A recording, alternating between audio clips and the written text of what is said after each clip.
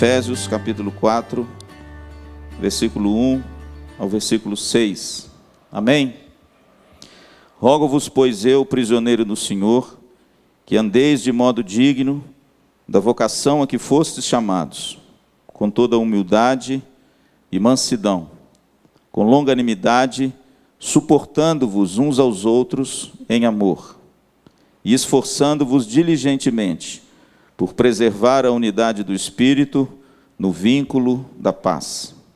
Há somente um corpo e um Espírito, como também fostes chamados numa só esperança da vossa vocação. Vamos ler juntos o verso 5 e 6.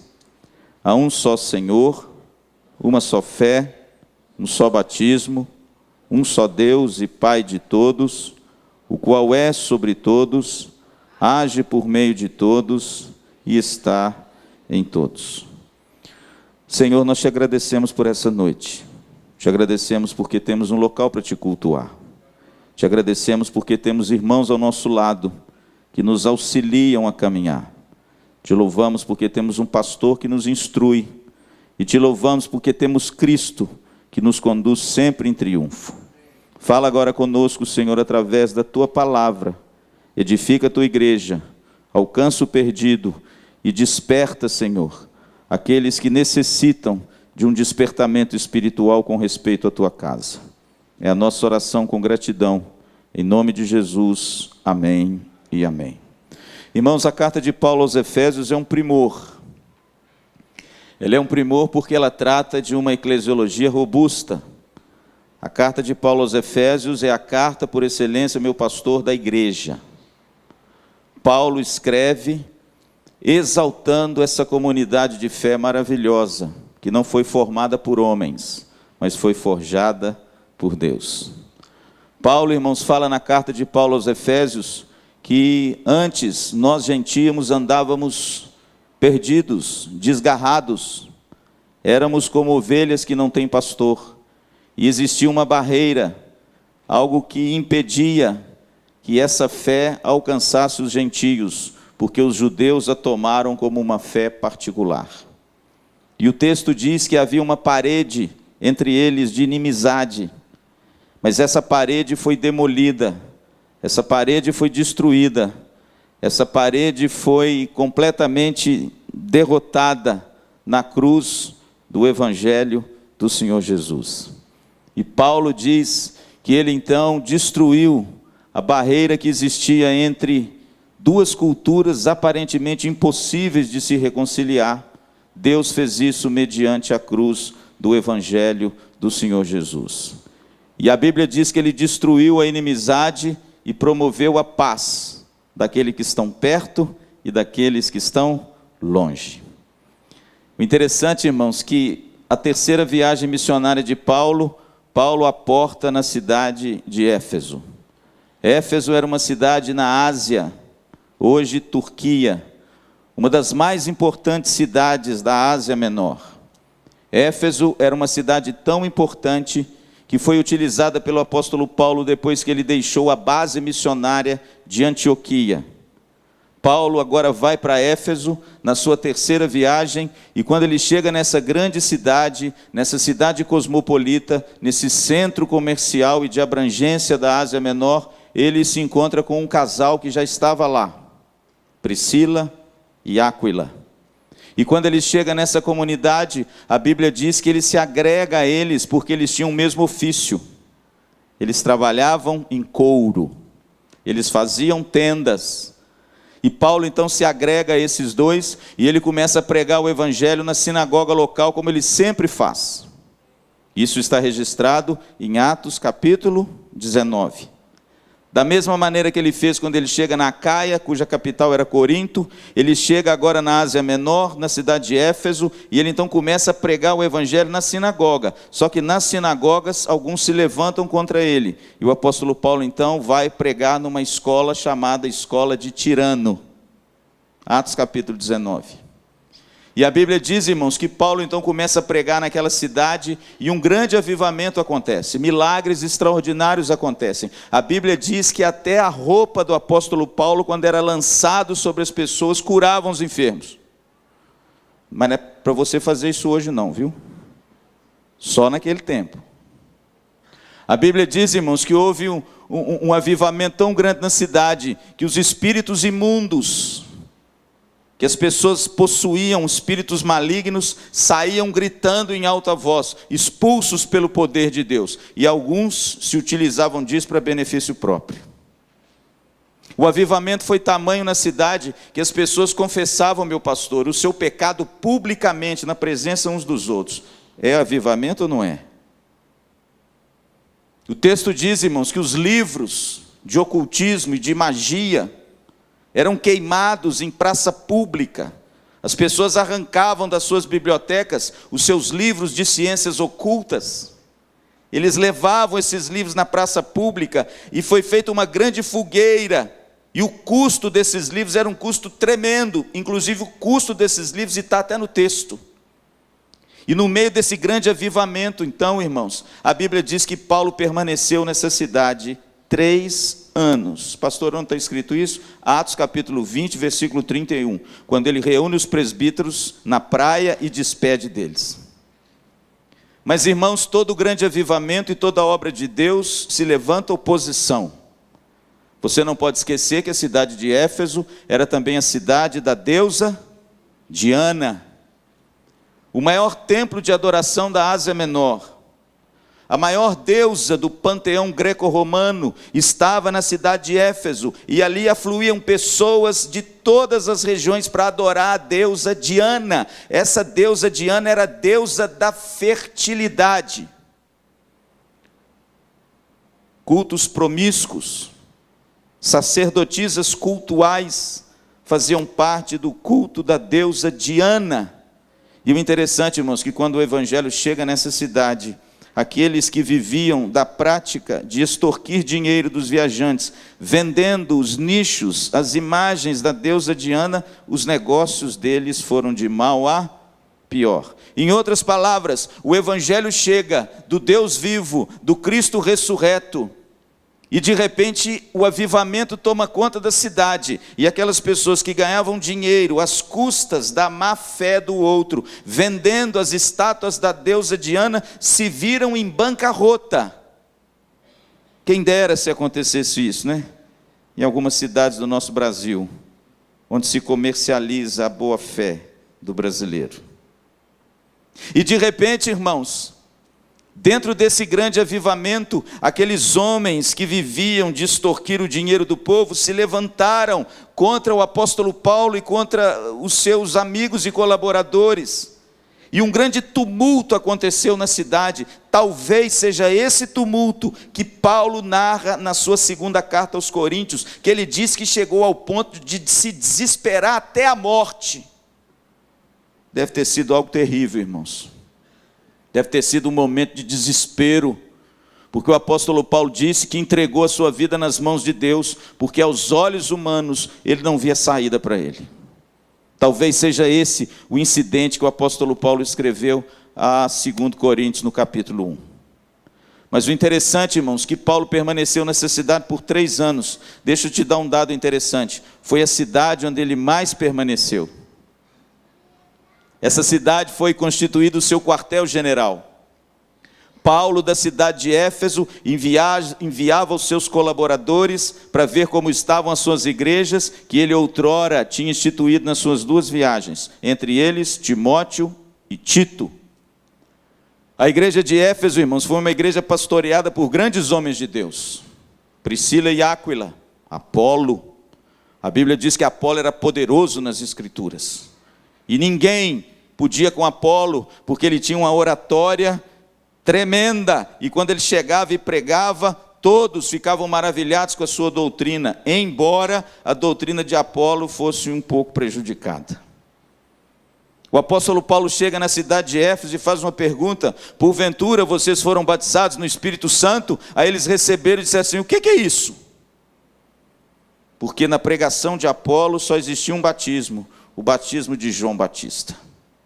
E o apóstolo Paulo então corrige a teologia e fica por 3 anos nessa cidade. Foram pastores na cidade de Éfeso: Paulo, Apolo, Priscila e Áquila, Tito, Timóteo e por fim o apóstolo João.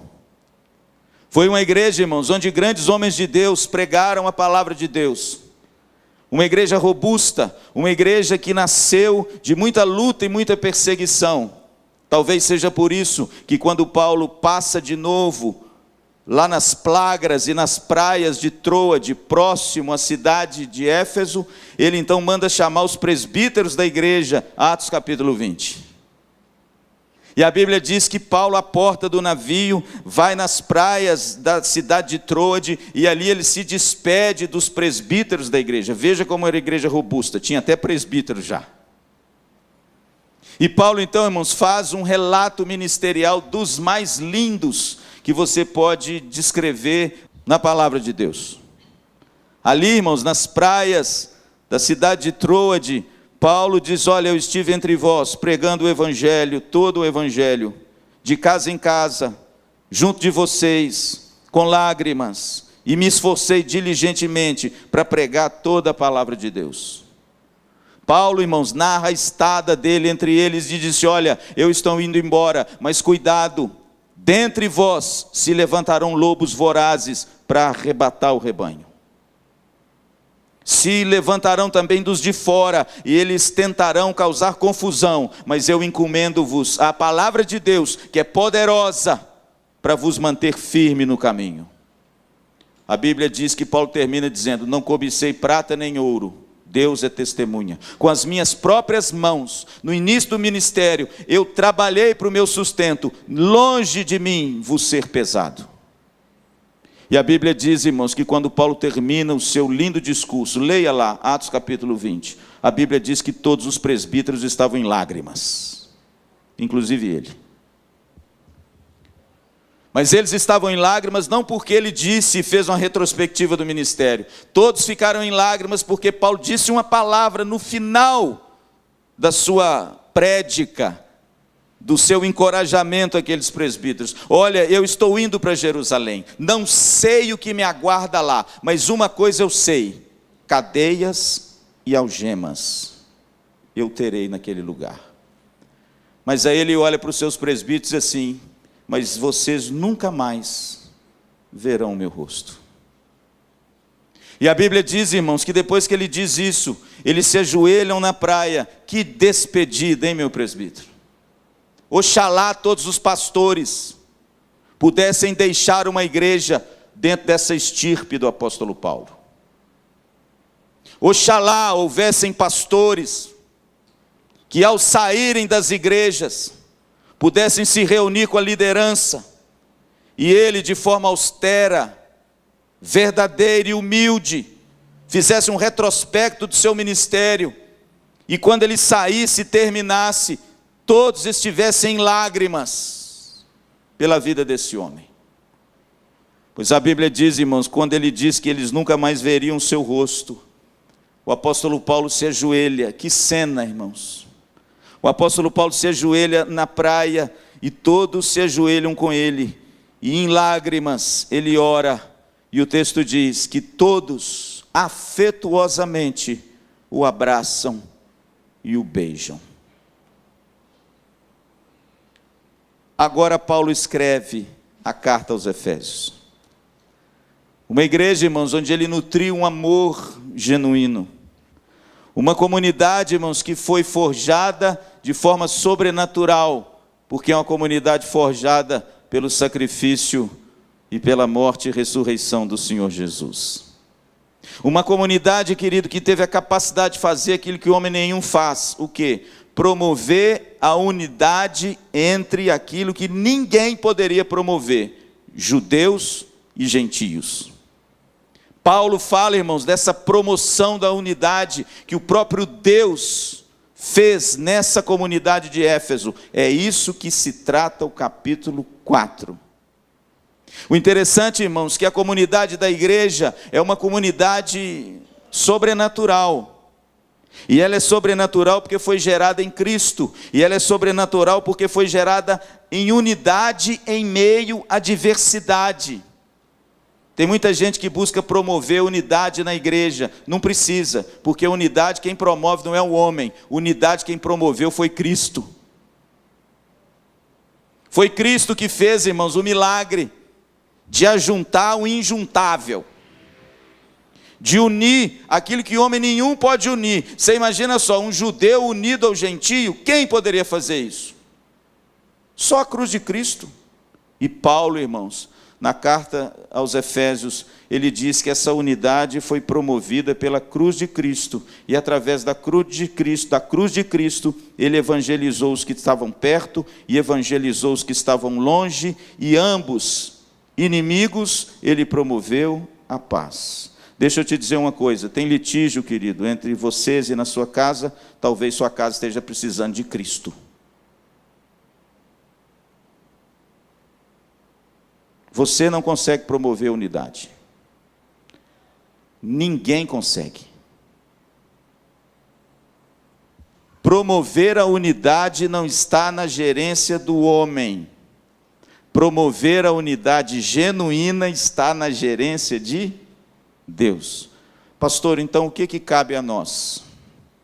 Não cabe a mim e a você promover unidade. A gente nunca vai conseguir isso. Sempre teremos inimigos. Sempre excluiremos as pessoas. Sempre nos cercaremos de pessoas iguais a nós. Sempre queremos perto de nós os nossos iguais. Mas aí vem Cristo e a cruz de Cristo, e Ele aproxima os diferentes. O que é maior? Ele une os desiguais. E é isso que o apóstolo Paulo está dizendo aqui. O texto diz no verso 3: esforçando-vos diligentemente por preservar a unidade do Espírito no vínculo da paz. Pastor, qual é a minha missão? Não é promover unidade. Quem fez isso foi Cristo.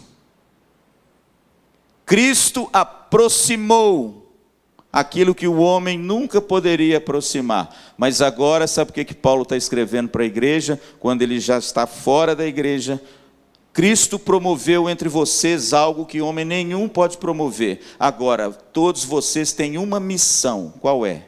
Preservar aquilo que já existe. A gente, quando está no início do ministério, irmãos, a gente comete alguns erros, viu, pastor? E a gente, quando está no início da vida cristã também. Um dos erros que a gente comete é achar que a gente pode promover unidade, que a gente pode fazer algo que é Deus quem tem que fazer. Demorou algum tempo para eu entender que quem promove a verdadeira unidade, quem une aquilo que aos olhos humanos seria impossível unir, não é o homem, é Cristo. Foi Ele que me aproximou. Foi Ele que de repente derrubou a barreira. É Ele que do inimigo, Ele promove a amizade e a paz. Pastor, qual é a função da igreja? E quando eu digo igreja, irmãos, eu não digo estrutura, eu digo pessoas. Qual é a função de igreja, pastor? Para preservar a unidade. Como nós devemos preservar essa unidade? Antes, irmãos, de eu destacar algumas coisas que nós precisamos empreender, eu quero dizer a você que a maior marca da igreja, aquela que faz a maior diferença no mundo, é a unidade. Jesus disse que uma casa dividida, ela não? E a gente sabe disso. É por isso que Jesus disse na sua oração sacerdotal, em João capítulo 17, Pai, eu oro para que eles sejam um, assim como eu sou um contigo, para que o mundo creia que tu me enviaste. Em outras palavras, irmãos, é na unidade da igreja que o testemunho de Cristo brilha no mundo. Mas o contrário também é verdadeiro. São nas divisões, nas contendas, nos litígios, que o testemunho da igreja é uma desgraça para o evangelho. Na acepção correta da palavra, viu? Falta de graça. Portanto, irmãos, se há algo na Bíblia que Deus preza, o maior atributo e a maior marca da igreja, vocês vão ver aqui com o pastor Luciano na escola dominical, é a unidade. E essa unidade não é promovida por homens. Essa unidade foi promovida já na cruz do Calvário. Mas essa unidade deve ser preservada. Por quem? Por mim e por você. Pastor, como? Como preservar então essa unidade? Eu digo o seguinte, irmãos, que para nós preservarmos essa unidade genuína, é necessário nós transpormos, em primeiro lugar, algumas barreiras. Porque naturalmente nós temos muita dificuldade em viver o que o Evangelho propõe e promove na nossa vida.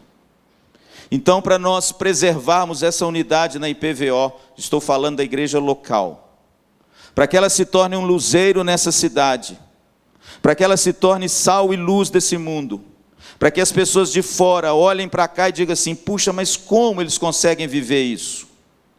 Para que a igreja seja um diferencial de unidade e que possa temperar esse mundo e possa glorificar Cristo e o poder de Jesus Cristo, eu preciso transpor algumas barreiras para preservar a unidade. Pastor, quais barreiras são essas? E eu quero destacar apenas 4 nessa noite. Em primeiro lugar, irmãos, para preservar a unidade, é preciso transpor a barreira cronológica. Eu vou explicar o que significa isso. A igreja é uma comunidade multigeracional. Pastor, o que significa esse nome complicado? A comunidade da igreja, ela não pode ser construída e constituída apenas com uma faixa etária. A igreja não pode ser construída e edificada tendo como base a cronologia dos seus membros. Pelo contrário, a igreja não pode se restringir a uma faixa de idade e bater no peito e dizer, a minha igreja é uma igreja de jovens. Irmãos, isso está errado.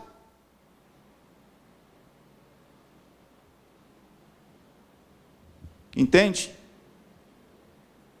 A igreja é uma comunidade abrangente. E nós precisamos transpor as barreiras cronológicas.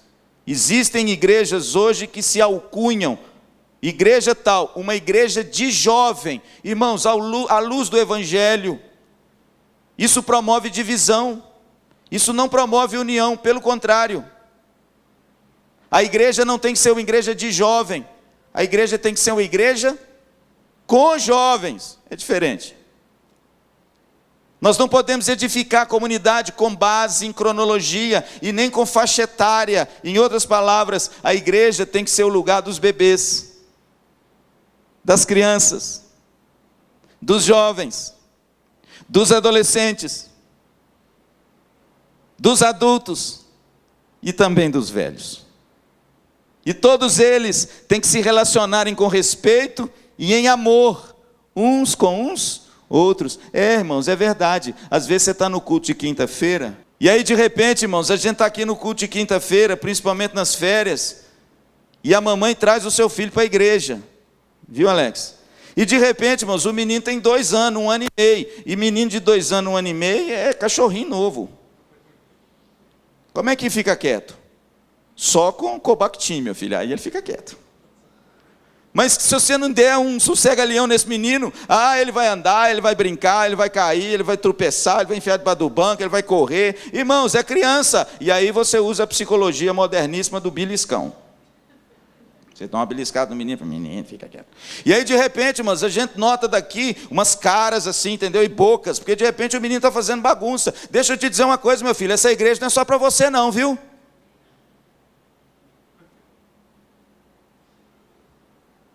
A igreja não pode ser construída com base numa faixa etária. A igreja é lugar para todos os níveis etários e toda a cronologia.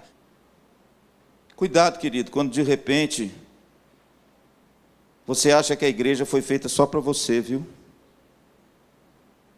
Pelo contrário, a igreja é o lugar de todas as faixas etárias. E essas faixas etárias têm que se amar, se relacionar e se respeitar. Os jovens têm que amar os velhos. Estou caminhando para lá, viu, Renatinha? Me ajuda aí. Os velhos tem que tolerar os mais jovens, porque quando a gente vai ficando mais velho, a gente vai ficando enjoado, né? Tem uns velhos enjoados. Mas você tem que tolerar, querido. Quando você fica mais velho, de repente um menino vai zoar no seu ouvido, você, faz igual Jó, põe a mão na boca. Porque senão a gente vai ficar sentado na igreja, em vez de preservar a unidade, você vai preservar a discórdia, a desunião, o litígio. E ao invés de você agregar as pessoas, você vai ser um instrumento do diabo para espantar as pessoas. Lembre-se de uma coisa, a igreja não foi feita apenas para uma faixa etária. E quem nos ensinou isso? Jesus. No tempo de Jesus, criança, viu, Alexandre? Não tinha vez não, meu filho. Era igual no tempo do pastor Luciano, lá em Ubá. Quando a gente ia almoçar na casa da vovó, vai comer lá fora, miserável. Aqui na mesa quem come é adulto. Criança come lá na varanda. E outra coisa, depois que o adulto come. A gente ficava doido para sentar na mesa. E aí, de repente, quando veio Jesus, né, todo mundo impedia Jesus de ir até as crianças, e as crianças virem nele, porque essa era a cultura da época. Aí Jesus passou uma descompostura nos discípulos e disse assim: por que vocês estão embaraçando as crianças de virem a mim? Das tais é o reino dos céus. Estamos no caminho certo, viu, irmãos? A gente, quando olha aqui de cima, tem que ver cabelo branco, cabelo preto, careca, jovem olhando para mim com a cara meio feia. Gente de todo tipo, irmãos, criança, adulto, adolescente, porque se não tivessem essas pessoas na igreja, aí eu ia me preocupar. Então essa é a primeira barreira que nós precisamos transpor, é a barreira cronológica. A segunda barreira é a barreira econômica. A palavra de Deus lá em Tiago, irmãos, no capítulo 2, diz um negócio fantástico. A Bíblia diz que nós não devemos fazer acepção de pessoas. E a barreira econômica tem sido uma barreira que tem, infelizmente, impedido de ter uma verdadeira união na igreja. Tiago fala daquela pessoa que entra na igreja, cheia de anéis, de bens, e de repente todo mundo põe a ela para sentar no primeiro lugar. E quando entra uma pessoa humilde, eles falam: fiquem lá fora em pé. E aí, irmãos, a gente vê que antes da fundação do mundo, a gente vê que existem problemas de acepção de pessoas, fundamentado no seu poder econômico. E muitas vezes, irmãos, nós nos esquecemos de que essas pessoas, sejam elas pobres ou sejam elas ricas, por quê? Porque a acepção de pessoas ocorre em via dupla, e olha que eu sei o que eu estou dizendo. Nós precisamos entender, irmãos, que elas são exatamente iguais a nós, servem ao mesmo Deus, e somos irmãos em Cristo. E isso não pode ser motivo para causar desunião na igreja e falta de comunhão e de relacionamento. O interessante, irmãos, que a barreira econômica tem sido um motivo, desde a igreja primitiva, de problemas na igreja. Não é à toa que Paulo escreve a Timóteo, alertando para que nós sejamos um corpo que abrace, da mesma forma, ricos e pobres. Isso é uma grande bênção. E muitas vezes, irmãos, nós somos dotados de alguns preconceitos quanto a isso. E deixa eu te dizer uma coisa, tem muita gente humilde, muita gente de parcos recursos, que tem muito preconceito contra aqueles que têm muitos recursos. A gente acha que o preconceito é só da via de lá para cá, mas não é não. E isso muitas vezes impede, irmãos, a unidade na igreja. Sabe por quê? Porque às vezes existe uma barreira econômica que impede que eu tenha comunhão com um irmão, às vezes mais humilde do que eu. Mas também às vezes me impede de ter comunhão com alguém que tem recursos econômicos maiores do que o meu. Mas sabe o que eu compreendi? Que quando a gente vence essa barreira, vai até um e vai até outro, são pessoas como eu e você. É um desafio, irmãos, para nós, transpor a barreira econômica. Às vezes nós temos dificuldade e às vezes nós fazemos acepção de pessoas, sejam elas pobres, sejam elas ricas, mas uma comunidade que quer glorificar a Cristo e ser sal e luz, ela tem que transpor e vencer essas barreiras econômicas, amém? eu acho muito bonito na igreja, irmãos, porque na igreja nós somos todos irmãos, somos todos iguais, e o nosso valor não está naquilo que nós possuímos como bens, está naquilo do qual nós fomos comprados, e hoje está dentro de nós, o Espírito Santo de Deus. É por isso que no versículo 3, olha que coisa bacana, Paulo diz que nós devemos nos esforçar diligentemente. Eu gosto dessa palavra no grego, porque essa palavra traduz da ideia de transpiração. Eu tenho que me esforçar ao ponto de agonizar e transpirar, por preservar, olha o que diz o texto, a unidade do Espírito. É muito bonito, irmão, sabe por quê? Porque no Espírito Santo, e através do Espírito Santo, nós entendemos que somos iguais. E nós podemos nos relacionar em amor uns com os outros, independente da faixa etária. Amém? Pastor, qual a terceira barreira que nós precisamos empreender para preservar a unidade da igreja? Qual é a terceira que eu preciso transpor? A primeira, então, nós vimos que é a barreira cronológica. A igreja não é feita apenas por uma faixa etária, e não pode focar apenas numa faixa etária. A igreja tem que ser uma igreja multiforme, gente de todas as faixas etárias, e a preocupação da liderança para abençoar e servi-las. Segunda barreira é a barreira econômica, irmãos. Tem pessoas com muita dificuldade de se relacionar com pessoas diferentes delas mesmas. Quem sabe você precisa transpor nessa noite essa barreira. A terceira barreira, irmãos, que a igreja precisa transpor para preservar a unidade, é uma barreira que agora, na eleição do Bolsonaro, deu pano para a manga. É a barreira política. Essa é a terceira barreira, irmãos, que nós precisamos aprender a transpor, se nós quisermos preservar verdadeiramente a unidade na igreja. É vencer a barreira política. Infelizmente, muitas igrejas com pleito agora, do ano passado para presidente da República, irmãos não conversam mais com irmãos. Infelizmente, irmãos, em muitas igrejas, o fervor partidário, por candidato A ou candidato B, fez o corpo de Cristo, que é unido em torno de um ideal mais elevado e sublime, que é Jesus e o reino de Deus, pararem de se conversar na igreja, e pasmem, até mudar de igreja. Quantos pastores, irmãos, falaram comigo, pastor, como é que está a sua igreja? Porque na minha está um inferno.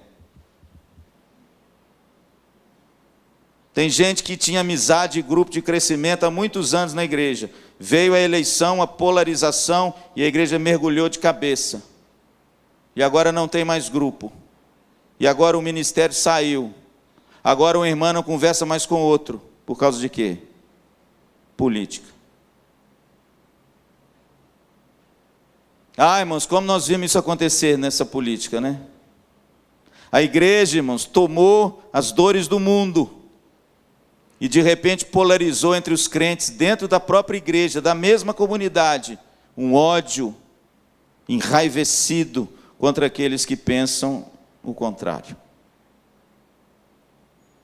E eu creio, irmãos, creio mesmo, que uma das barreiras que nós precisamos transpor para preservar a unidade da igreja é a barreira política. A nossa vida não gira em torno de um partido. A nossa vida não gira em torno de uma ideologia. A nossa vida gira em torno do reino de Deus e da palavra de Cristo. Os nossos ideais são mais elevados. O nosso reino não é desse mundo.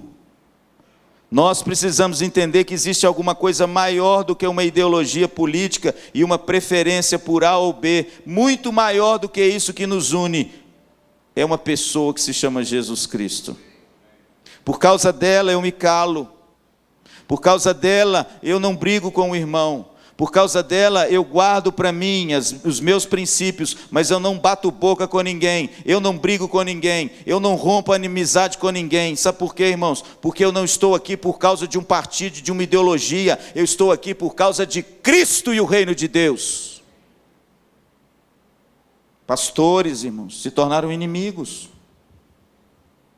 Graças a Deus que nós estamos hoje, eu falo isso de cátedra, de cadeira, que nós estamos hoje dentro de uma igreja que até agora não sucumbiu ao partidarismo político. Porque várias denominações brasileiras, que eu não vou citar aqui o nome, sucumbiram ao partidarismo político, inclusive com representação, lá no Senado Federal e na Câmara dos Deputados. Eu sou deputado da igreja tal. Aí, irmãos, eu me lembro de Martin Luther King. O homem que lutou não por um partido e nem por uma ideologia, mas ele lutou pela verdade da palavra de Deus. Um homem que não se calou pela verdade das Escrituras, e não defendendo candidato A, B, C ou D, ideologia A, B ou C ou D. E ele disse uma frase, irmãos, que sempre me acompanha, e eu tento de todo o meu coração segui-la. Luther King, quando convidaram ele para fazer parte da política, porque viram que ele era um pastor batista negro, que pregava bem e juntava multidões, ele deu uma resposta, irmãos, que foi maravilhosa. Ele disse assim: a igreja nunca pode ser o instrumento do Estado, porque a igreja é a sua consciência. Isso é muito bonito, irmão. Sabe por quê? Porque quando você começa a deixar que a política te separe do amor de Cristo, do seu irmão, você está querendo ser um instrumento da política dentro da igreja. E a igreja não é instrumento da política, a igreja é a consciência. O que significa isso? Quando alguma coisa é pregada aí fora, é proclamada aí fora, que contraria princípios bíblicos, você tem o direito e a obrigação de levantar sua voz e dizer: isso está errado. Pastor, são todas as vezes então que a igreja precisa ficar, não é omissa, mas que a igreja precisa entender que o ideal dela vai acima de ideal político. E quando é que a igreja precisa se posicionar realmente? Irmãos, teve fase na história que a igreja precisou, mas olha, é extremo, viu? Por exemplo, quando Hitler fundou o Partido Nazista na Alemanha em 1930, e de repente o pessoal começou a enxergar onde que Hitler queria ir e como contrariava os princípios bíblicos, a igreja luterana confessante da Alemanha se levantou contra Hitler. Mas por quê? Porque feria princípios bíblicos. Caso extremo. Quando Mao Tse-tung, irmão, se levantou na China como um sujeito comunista bonzinho, querendo dividir tudo para todo mundo, e se tornou um tirano cruel, que matou mais de 5 milhões de chineses, e deixou à míngua um país onde ele se enriquecia cada vez mais, a igreja da China se levantou contra ele. Mas, irmãos, uma coisa é aquela coisa limite, onde de repente a igreja levanta a sua voz. Outra coisa, irmãos, é politicagem. E ficar atacando um ao outro, porque fulano é de ciclano, o outro é de beltrano.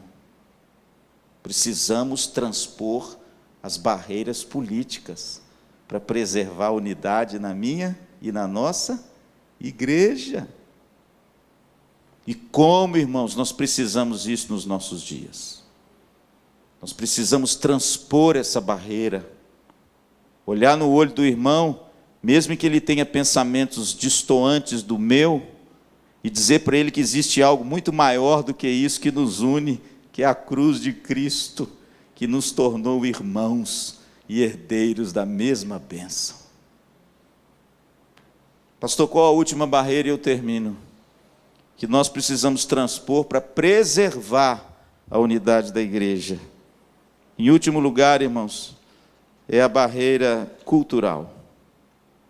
O interessante, irmãos, que no capítulo 2, volta comigo um pouquinho, no capítulo 2. Se há uma cultura diametralmente oposta, é a cultura do judeu e a cultura do gentio. Inclusive, os fariseus tratavam os gentios como publicanos e pecadores. Eram gentios, publicanos e pecadores. Era gente assim que não se misturava com eles. Mas aí, irmãos, vem o advento do Evangelho de Cristo. E de repente, se existe duas culturas diametralmente opostas, estas eram um exemplo. Olha o que Jesus fez nessas duas culturas. Verso 11. Portanto, capítulo 2.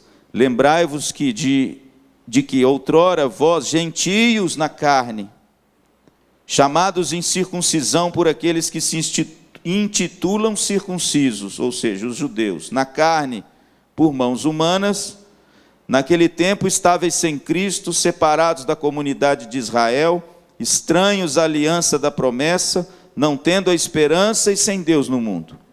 Mas agora, em Cristo Jesus, vós que antes estáveis longe, fostes aproximados pelo sangue de Cristo, porque Ele é a nossa paz, o qual de ambos, ou seja, de judeus e gentios, fez um. Olha que lindo, irmão, isso é bonito demais. Ele fez um. E o texto ainda diz, e tendo derrubado a parede de separação que estava no meio, qual é a parede? A inimizade. Aboliu na sua carne a lei dos mandamentos na forma de ordenança, para que criasse dos dois em si mesmo um novo homem, fazendo a paz. E reconciliasse ambos, quem ambos? Judeus e gentios, em um só corpo, com Deus, por intermédio da cruz, destruindo por ela a inimizade. 2 vezes Paulo fala de inimizade. Versículo 17. E vindo, evangelizou paz a vós outros que estavam longe, e paz aos que estavam perto. Porque por ele, ambos temos acesso ao Pai em um Espírito. Olha o que ele diz agora no verso 19. Assim, já não sois estrangeiros e peregrinos, mas concidadãos dos santos e sois da família de Deus. Irmãos, que coisa abençoada. Você sabe o que Cristo fez? Cristo fez, ele pegou 2 culturas diametralmente opostas e através da cruz ele uniu essas culturas.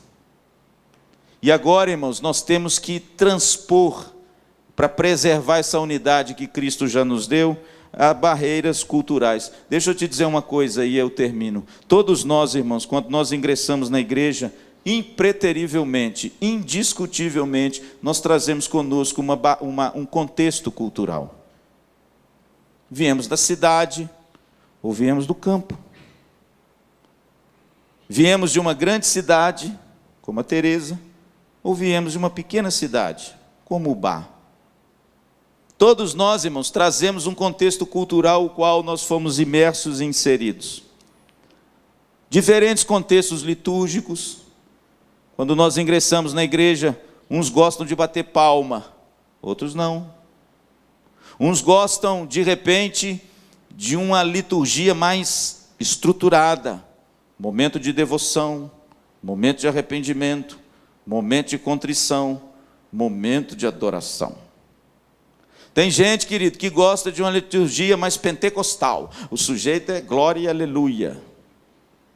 E ele gosta de dar uma dançada, e gosta de bater palma, e gosta de dizer glória a Deus. Tudo isso nós trazemos do nosso contexto. Temos contextos, irmãos, educacionais diferentes. Pessoas chegaram aos seus doutorados, mas existem pessoas com um contexto educacional diferente. Pastor, eu não terminei nem o 2º grau. Contextos, irmãos, intelectuais diferentes, profissionais diferentes. E de repente, irmãos, dentro de todos esses contextos diferentes, de família, de tradição, de criação, de educação e de convivência, Deus nos une dentro de uma igreja. É o próprio balaio de gato. E agora, irmãos, está nesse corpo maravilhoso, diferentes contextos culturais, cada um trazendo dentro de si a sua cultura, e agora eu preciso preservar a unidade com esse meu irmão. Mas glória a Deus, irmãos, porque o mais difícil Deus é quem fez. Que coisa bonita, um erudito Paulo precisa ter comunhão com o pescador Pedro. Um médico grego altamente qualificado, Lucas, precisa ter comunhão com o missionário judeu Paulo. A igreja, irmãos, é assim. Um professor universitário precisa ter comunhão com um empresário. Um enfermeiro da UPA, que atende gente de todo jeito e que trabalha às vezes em regiões precárias, precisa ter comunhão com um PhD, médico, especialista, daqueles assim, de consultórios maravilhosos. A igreja, irmãos, é essa bênção, onde de repente diferentes culturas se interagem e se enriquecem profundamente. E agora, aquilo que parecia difícil aos olhos humanos é perfeitamente plausível, porque Cristo já nos deu essa comunhão. Amém? Pastor Luciano, a primeira viagem missionária, Vlá, escuta essa. A primeira viagem missionária que eu fiz não foi no sertão. A primeira viagem missionária que eu fiz foi na cidade de Benjamin Constant. Já ouviu falar? Lá, irmãos, na floresta amazônica, na divisa com o Peru e a Colômbia, uma cidade no meio dos ticunas, a famosa tribo dos ticunas. Fui lá conhecer o trabalho de um missionário, fiquei 21 dias na casa dele, conhecendo a evangelização dos índios ticunas. Entrei na aldeia deles, conversei com o pajé, sei lá como é que chama, que era o pastor da igreja dos ticunas. Foi um negócio bacana. Aí, irmãos, o Jean, que é o nosso querido missionário, quando eu estive lá, minha primeira experiência, ele fez um culto maravilhoso na cidade, porque afinal de contas tinha um pastor presbiteriano lá. Aí nós fizemos um culto, ele convidou a liderança dos índios, convidou a comunidade indígena, os crentes da cidade de Benjamin Constant, e aí começou o culto, irmãos. Aí aconteceu o seguinte, presbiteriano é desse jeito, colocou os pastores tudo enfileirado lá na parede da igreja, no fundo da igreja, e o povo lá e nós lá. E o pastor Luciano, como sempre, né? O pastor colocou uma calça bacana, um sapato no meio da selva, irmãos, olha a marmota. Aí eu coloquei meu terno e falei assim, vou botar minha roupa de ver Deus. Vou botar aquele terno bacana, porque afinal de contas é um culto, eu tenho que registrar esse negócio. Aí eu botei meu blazer, botei aquela camisa, uma gravata estratosférica, um calor, irmãos, que Deus dava. Mas eu estava firme lá, uma igrejinha construída de madeira, aí de repente, irmão, do meu lado, o missionário com a camisa toda de flor. A lá Jeremias Pereira. Aí de repente eu olho para o missionário, ele está com aquela camisa toda vaporosa, soltinha, eu olhei para ele e falei assim, miserável, olha para mim. Mas o que me assustou, irmãos, que ao mesmo tempo eu fiquei fascinado, e aí eu te conto o que aconteceu, foi que depois do meu missionário tinha 2 pastores, um estava de saia, com um cocá na cabeça, com pena que ia lá no teto, com um troço na orelha aqui, que tinha um furo aqui, que tinha uma bola, um chucalim na mão, irmãos. E quando o louvor estava tocando, o pastor Luciano estava lá, oh, glória a Deus, aleluia, assim, comedido, porque eu sei lá como é que é o esquema. O tal do pajé lá, crente, pastor, estava com o chucalim lá, parecendo que é negócio de dança de chuva. Falei, meu Deus. E aí, irmãos, na hora que eu olhei assim na plateia, cheio de índio, irmãos, misturado com gente ribeirinha, misturado com gente da cidade, vereador da cidade estava lá no culto, aquela mistureba danada. Aí naquele lugar vivi. Deus me fez lembrar de Apocalipse capítulo 5, foi lá, que o texto diz, porque foste morto, e com teu sangue compraste para Deus todos os que procedem de todas as tribos, línguas, povos e nações, e os constituístes reino e sacerdotes, e reinarão para sempre. Irmãos, naquele momento eu era pastor novo, seminarista bobo, achando que presbiteriano, aquela coisa de terno. E lá, irmãos, Deus me mostrou um negócio maravilhoso. A igreja precisa ser uma comunidade diferente para fazer diferença. E ela é uma comunidade diferente quando acolhe o culturalmente diferente de nós. Não para a gente julgar, mas para a gente amar. Pastor Luciano, segunda viagem, e eu vou terminar. Pastor Luciano foi convidado agora para ir, Alex, não para a floresta amazônica, mas para Moscou. Puxa, pastor, o senhor pegou pesado. Cheguei em Moscou, irmãos, tudo russo, claro, né? Fui dar um curso de teologia, essa que eu vou dar para vocês, para um seminário lá de Moscou. para uma turma de jovens da igreja do pastor Felipe. E de repente, irmãos, fiquei maravilhado. Na hora que eu chego na igreja do pastor Felipe, de dia era uma escola de karatê. O presbiteriano já fica assim. Não sei. Isso aqui é lugar santo. Aí cheguei lá, irmãos, de manhã o pau quebrava. Tá vendo, Leci? O trem já foi quebrando em mim também. Cheguei lá, o Felipe falou, ô Revilu, nós vamos lá conhecer a igreja. Cheguei lá, achei que ia ter um negócio assim, bacanérrimo, igual esse. Chego lá, irmãos, uns cabras de 2 metros de altura, tudo com aqueles kimono, julgando o outro para cima, dando pernada, chute. Ele falou, pastor Luciano, aqui está a minha igreja. Eu falei, meu filho, vamos no lugar errado. Aí, irmãos, eu compreendi que de dia, para ajudar a pagar o aluguel, um membro da igreja, que era professor de karatê, taekwondo, judô, jiu-jitsu, essa coisa toda, dava aula para angariar os fundos, para com esse dinheiro pagar o aluguel do espaço. De dia, metia o braço, de noite pedia perdão em Jesus Cristo. Meu filho, me perdoa, porque aqui, você sabe como é, que é tudo na bênção. Aí, irmão, chegou no culto à noite. Primeiro dia que eu fui pregar na igreja à noite. Quando eu cheguei na igreja à noite, irmãos, na hora que eu olhei o auditório, mais ou menos do tamanho desse, não teve jeito, quase que eu chorei. Porque quando eu olhei, irmãos, primeiro, tinha gente de tudo quanto é cor. Tinha aqueles russos branco igual a neve. Tinha japonês. Tinha coreano. Vai ter coreano em Moscou, meu filho. Estão infestando o mundo aqueles coreanos.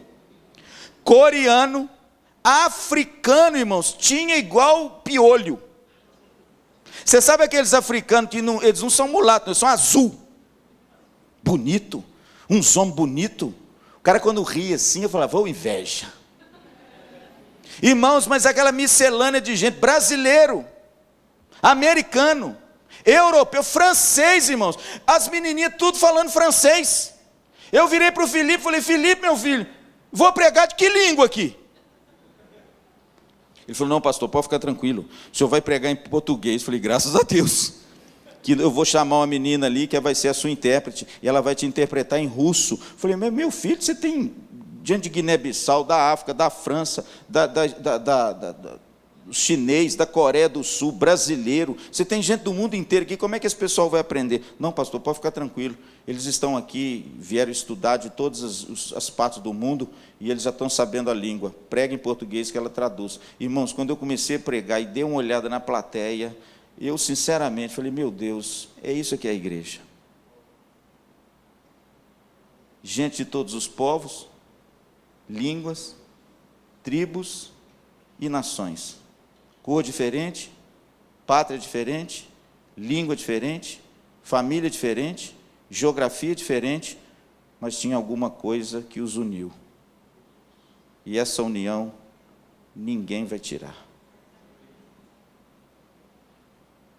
Você quer que a IPVO seja uma igreja relevante? Você quer que a IPVO faça diferença nesse mundo de tantas coisas partidas, de tantas coisas que causam divisão? Quem sabe nessa noite você resolva transpor algumas dessas 4 barreiras que você precisa transpor na sua vida. Qual é a barreira que você precisa transpor para tornar a sua igreja e preservar a sua igreja mais unida, para que as pessoas lá fora vejam que isso é uma comunidade sobrenatural? Será que é a barreira cronológica? Será que você é aquela pessoa que quando de repente tem uma criança assim, às vezes, ou um jovem, né? Você é aquele que se levanta e vai lá para fora? Talvez seja a barreira cronológica que você precisa vencer. Se dirigir aos mais idosos, os idosos instruírem as mais jovens. Tem tanta menina jovem chegando na igreja, e a Bíblia diz que as mais velhas instruem as mais novas. Sabe o que é isso? Preservar a unidade. Quem sabe a barreira que você precisa transpor é a barreira econômica. Quem sabe, pelo fato de você ser uma pessoa mais humilde, você tenha muita dificuldade de se aproximar das outras pessoas. Querido, deixa eu te dizer uma coisa, não tem aqui ninguém diferente de você. E, em contrapartida, talvez você, que tenha um recurso maior, também encontre dificuldade de se relacionar com um pequenino. Quem sabe é essa barreira que você precisa hoje transpor na sua vida, para preservar a unidade na sua igreja. Quem sabe é a barreira política. Quem sabe, querido, você é um sujeito muito politizado. E, de repente, você tem tratado o seu irmão que é de partido A, B ou C, ou que aplaude A, B ou C, com tanto desdém. E se esquece que o Cristo que morreu por você, também é o Cristo que morreu por ele. E que vocês dois são irmãos em Cristo. E que esse tipo de barreira tem que cair por terra, a despeito das ideologias pessoais. Quem sabe a barreira que você precisa vencer, que eu acho que essa é uma das mais difíceis, é a barreira cultural. Por quê? Porque a gente gosta dos parecidos conosco. Faça uma viagem missionária, vá para o sertão. Se você nunca saiu do seu conforto, vá para o sertão. Porque o pastor Luciano também esteve lá. E lá no sertão, mais uma vez, Deus me mostrou que não tem filhos prediletos e nem culturas prediletas. Quem sabe a sua barreira é cultural. Eu louvo a Deus porque na IPVO tem haitianos, mas só isso não basta. A igreja tem que ter haitiano que você se relaciona com eles. E não para falar que tem. Isso é para inglês ver. A barreira cultural precisa ser quebrada. Nós temos que aprender a nos relacionar com os diferentes de nós. E aquele pajé, chacoalhando aquele troço, e dançando igual dança da chuva, na hora do louvor de um culto, irmãos, é por isso que eu digo, agora, meu filho, está tudo beleza. Nada mais me escandaliza. Preservando a unidade no vínculo do Espírito Santo. Amém? Amém? Louvado seja Deus, que em Cristo nós somos um. As barreiras caíram. Louvado seja Deus.